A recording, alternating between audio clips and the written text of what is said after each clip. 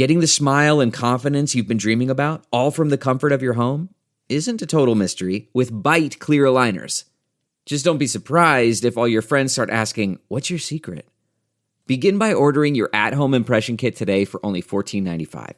Bite clear aligners are doctor-directed and delivered to your door. Treatment costs thousands less than braces, plus they offer flexible financing, accept eligible insurance, and you can pay with your HSA FSA. Get 80% off your impression kit when you use code WONDERY at Byte.com. That's BYTE.com.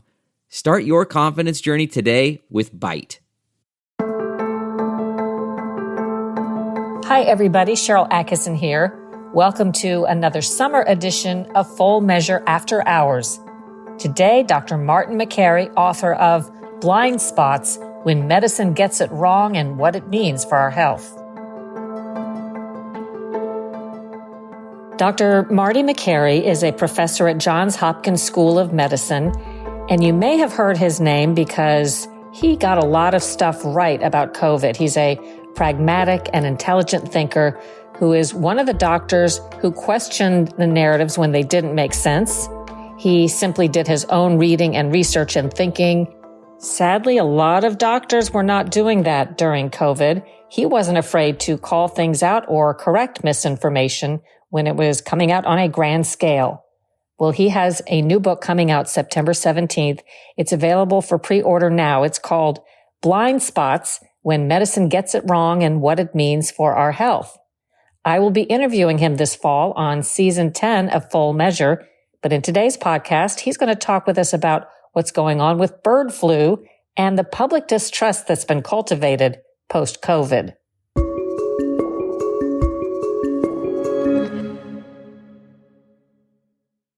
We have too much healthcare, and we're delivering the wrong type of healthcare. And so we have this philosophy that, people are non-compliant, we got to beat on them harder. Maybe we're giving them the wrong information. Maybe we have created or hastened many of our modern health crises. We created the opioid epidemic with a dogma that it was not addictive. We got the low-fat diet wrong. For 60 years, we were pounding it into people. It was counterproductive as obesity rates soared. We got peanut allergies wrong, telling moms to avoid peanut butter and peanut products for their kids. It turns out the avoidance causes allergies. It doesn't prevent it. Hormone replacement therapy for postmenopausal women. We got that wrong for 22 years. We still get it wrong. 90% of doctors still believe in old dogma that it causes breast cancer when it doesn't. We get so many things wrong when we follow the opinion of a small group of elite establishment doctors who rule over the entire healthcare system. Is that the philosophy or sort of the point behind the book, When Medicine Gets It Wrong, What It Means for Our Health? Yeah, we in medicine have to start talking about these giant blind spots. We've got to talk about food as medicine. We can't just fund chemotherapy drugs and let pharma control the healthcare field and all of research and discovery. We've got to ask big questions we've never asked before. Can we treat more diabetes with cooking classes than just throwing insulin at people? Can we treat more high blood pressure by talking about sleep quality and stress management, not just more antihypertensive medications? We have the most medicated generation in the history of the world. And we can keep throwing more meds at people, or we can actually take a step back and talk about general body inflammation and the microbiome and environmental exposures that cause cancer, not just the chemotherapy to treat it. So these are the big questions that a new generation of doctors are asking. They don't get funding or support from the government and the NIH and the traditional academic oligarchy, but they are doing work now and making discoveries that are turning modern medicine upside down. Our entire understanding of obesity and learning disabilities is all being challenged now by the microbiome and the research around it. Even our understanding of mental health is now being challenged by the fact that some bacteria in the microbiome produce serotonin that interacts with the brain. Our understanding of the health of a woman after menopause is now radically changing because people have had the courage to challenge this dogma that hormone therapy causes breast cancer and actually look at the data. It turns out that a postmenopausal woman on hormone replacement therapy lives years longer, feels better, has lower rates of heart attacks. It prevents Alzheimer's in many studies and stops the cognitive decline in up to half of women who take it.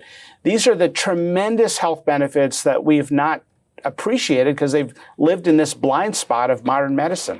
We have a massive problem with the public not trusting us. We can have a cure for pancreas cancer that works 100% of the time, but now half the public won't even come in and doesn't trust us. So now that pill is only 50% effective in a population.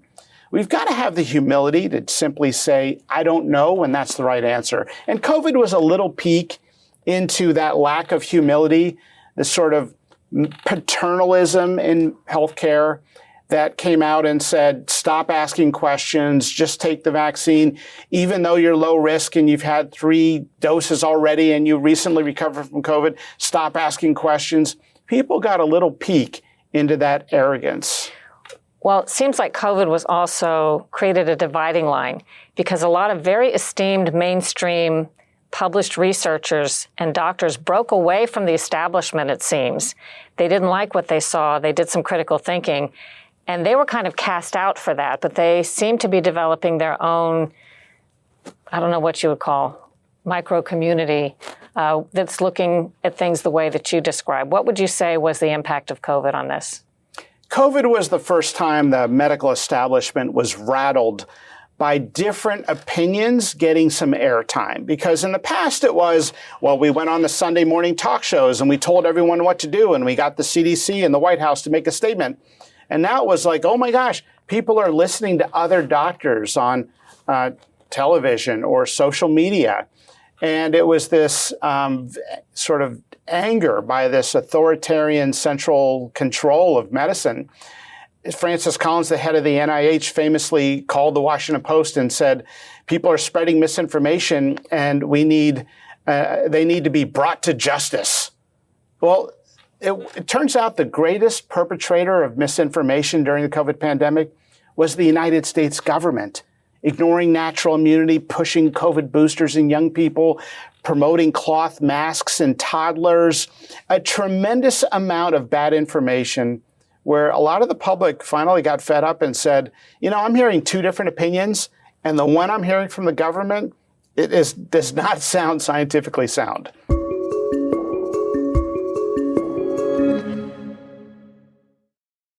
We all have passions that drive us. And since 1934, Fram's driving passion has been focused on protecting your vehicle. Fram's premium industry-leading filters are designed to optimize your vehicle's performance and keep the air you breathe clean. Whether it's an oil, engine, or cabin air filter, Fram keeps you moving forward with innovative filtration technology designed for what drives you. So find your passion, and we'll make sure you get there with confidence. Visit Fram.com for more info and retailers near you. Plug in a Hyundai EV and the extraordinary happens. From the charge time and range in the Ioniq 5 and 6 to the adventurous spirit of the Kona Electric to the 601 horsepower Ioniq 5N. Hyundai EVs make the extraordinary electrifying. There's joy in every journey. EPA estimated 303-mile driving range for 2024 Ioniq 5 SE SEL Limited rear-wheel drive and 361-mile driving range for 2024 Ioniq 6 SE long-range rear-wheel drive with fully charged battery. Actual range may vary. Visit HyundaiUSA.com or call 562-314-4603 for more details. How does the bird flu problem that we're starting to hear about factor into what you're talking about? We have a herd mentality in medicine, not the rank and file doctors, but the establishment, the small group of people that decide what everybody should be recommending. And they are right now intoxicated with the concept of mRNA technology. Now, mRNA technology has promise, could be beneficial, has had some success, but the idea that we can only address bird flu with this one mRNA technology approach is the current thinking of the United States government. When you say mRNA technology approach, to be clear, we're talking about a type of what we call vaccine that they used for COVID for the first time. Is that right? That's right. A gene gets manipulated in a laboratory, and it creates a certain code for a protein. It gets put into your body, and then your body translates that gene into a protein for the spike protein or something to create immunity. And the concept is intriguing, and it is a step forward in medicine. But the idea that we have to now treat everything with mRNA technology is an example of groupthink. It's herd mentality. There's a bird flu vaccine that I write about in the book, Blind Spots, that is a traditional vaccine. It's an inactivated virus, and it is very effective in animals and is now past phase 1 human trials. It has essentially been shut down, even though it's effective against bird flu, because people are intoxicated with mRNA technology to the point where they have signed a cozy contract with Moderna to say, go make an mRNA vaccine for bird flu. Forget about the traditional vaccine that shows promise. That is dangerous groupthink. And it's medical dogma that mRNA is going to rescue us from every problem in healthcare. And dogma takes on a life of its own sometimes. Well, this stuff doesn't happen in a vacuum. How does profit motive factor into the narratives that we hear and the choices that are made? Well, the NIH and Big Pharma and the FDA, honestly, I can't tell the difference sometimes and when I hear who's talking, have this incredible cozy relationship. Many of the vaccine scientists at NIH are now regulators of the vaccine industry at the FDA. They've switched over. And so it's not healthy when you have a health emergency in the United States and our public health leaders who are supposed to lead us take a back seat and say, well, let's see what pharma says. What should we be doing? Oh, they said that a vaccine booster for this new variant is highly effective. Well, why don't you do that research? The NIH has all these virus laboratories across the country. Why don't you do the research instead of blindly following what pharma says? Because I'll tell you something about big pharma. They're not always honest and they're not forthcoming. Take, for example, Paxlovid, the antiviral therapy for COVID. It was one of the biggest public health campaigns of the White House. Ashish Shah telling everyone, you must take it, running announcements at your CVS pharmacy over the overhead system. It was a giant public health campaign. New England Journal of Medicine studies just came out showing they don't work for people under 65. And the study was done a year and 9 months before it was published. Why didn't we get the results a year and 9 months ago in the middle of that big government push? They withheld the results until that point because of likely a profit motive. And then when they get a vaccine booster that they think every kid in America, every 6-month-year-old in America should take 5 of these boosters, they announce the results before the trial is even public. So you're not dealing with honest people in big pharma. Many of the times you're seeing these announcements. If a trial doesn't go their way, they don't release it. If a trial happens to show a positive result, they shut down future studies that could then reverse those findings. Look, in modern medicine, we develop blind spots just like in any other area of society. In politics and business and relationships, people don't see things that are apparent that they should be seeing. And in blind spots, it struck me that we've got 2 levels of medical recommendations. One from the rank and file, good local doctor who uses good scientific principles, and the other from a small group of elite medical establishment priesthoods.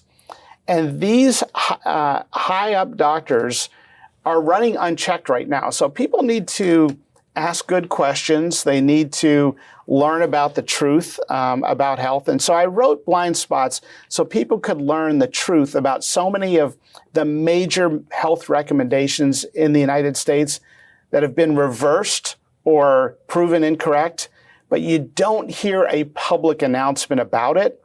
You just see a fading out because of the embarrassment by the medical establishment for putting it out for so long.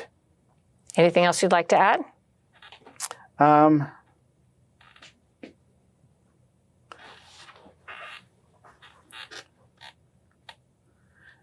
There's so much in healthcare where people are lost. They don't know what to believe.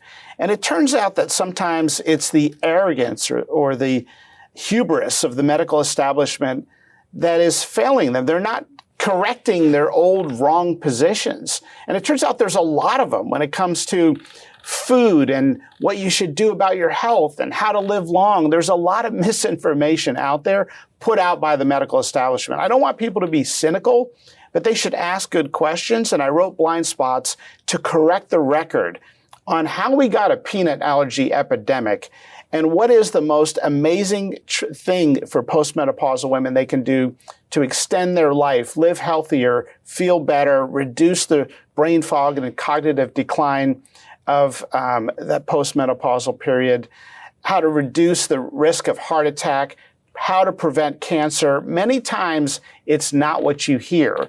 And so there's a flurry of new research now that is challenging deeply held assumptions in medicine. And that research a lot of times doesn't get airtime. And I wanted to give those researchers the airtime so people can learn the truth about so many areas of health.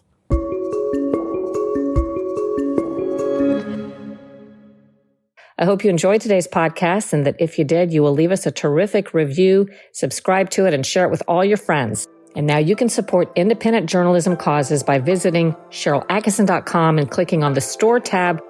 I've designed some exclusive and original products, many of them thought-provoking and even a lot of fun, designed for independent and free thinkers like you, with proceeds benefiting independent reporting causes like the Sharyl Attkisson Ion Awards, cash awards to encourage independent, off-narrative, accurate journalism, both in colleges and by professionals. Slogans on some of the products at the Sharyl Attkisson store include, "I need to find some new conspiracy theories. All my old ones came true." And "Do your own research, make up your own mind, think for yourself."